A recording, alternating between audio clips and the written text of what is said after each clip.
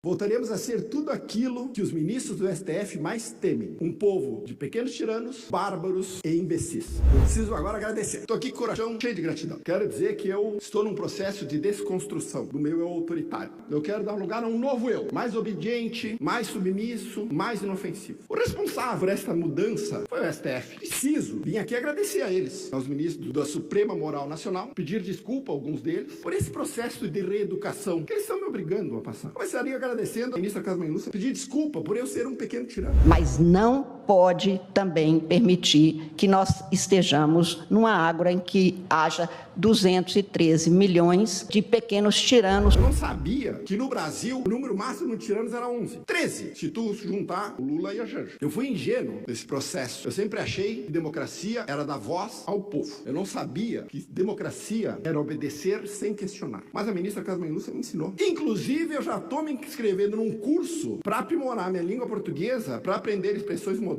como discursos de ódio. E nós, mulheres, não passamos por discurso de ódio, como eu tenho insistido, é discurso de ódio. Outra pessoa que eu preciso agradecer é o ministro Barroso, que disse que era preciso recivilizar o Brasil. Até ele falar isto, eu não sabia que eu era um bárbaro primitivo que precisava ser recivilizado. Eu pensei que civilização era respeitar o voto da população, que civilização era ter liberdade de expressão, que civilização era respeitar a Constituição, pagar imposto e sustentar Brasília. Parece que isso não é suficiente. Eu também, para ser um civilizado, preciso pensar dentro da caixinha que os ministros do STF dizem que eu posso pensar. Outra pessoa que eu preciso agradecer, ministro, que me fez subir um degrau na escala da evolução pessoal, foi o ministro Toffoli. Eu não sabia que memes eram um risco existencial à humanidade. Já estou convencido que distribuir memes é crime lesa pátria. Graças a Deus, Toffoli está aqui para esclarecer, nos iluminar com a sua sabedoria. Gilmar Mendes disse... Nós todos hoje somos admiradores do regime chinês, né?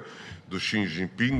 Bom, impressionante. Um regime sem oposição, um regime sem liberdade, um regime sem imprensa livre, um regime com campos de reeducação, sem essa coisa chata de liberdade, entendeu? Essa coisa chata de dar liberdade para 213 milhões de pequenos tiranos, tem nada a ver. Que bom que o ministro Gilmar Mendes enxergou isso. E se ele precisar importar o regime chinês, ele só precisa substituir o Congresso por um comitê central nos moldes dos soviéticos. Todo o resto já está montado. Outro ministro que eu preciso agradecer é o ministro Alexandre de Moraes, que disse que as redes sociais são o que de pior existe no nazismo. Aliás, se vivessem hoje, certamente Goebbels seria um youtuber e Hitler seria TikTok. Detalhe importante falar que quando eles surgiram, também não existiam redes sociais, só existia imprensa chapa branca. Mas isso deve ser coincidência. A internet deu voz aos imbecis. Eu reconheço, ministro, que eu sou um dos imbecis. Pensar, falar, discordar requer algum tipo de ingenuidade. Para resolver esse problema, eu já estou me inscrevendo naquele cursinho de democracia supervisionada que o senhor obriga os reféns do 8 de janeiro a fazer. Quem sabe eu aprenda naquele cursinho a ser menos imbecil e mais iluminado, como o senhor. Quem sabe a gente aprende que liberdade só existe com autorização. Finalmente, eu preciso mencionar o ministro Flávio Dino, que disse: a liberdade de expressão não pode ser usada contra a democracia e que liberdade de expressão não é liberdade de agressão. Ou seja, só é livre quem concorda, só pode se expressar quem elogia.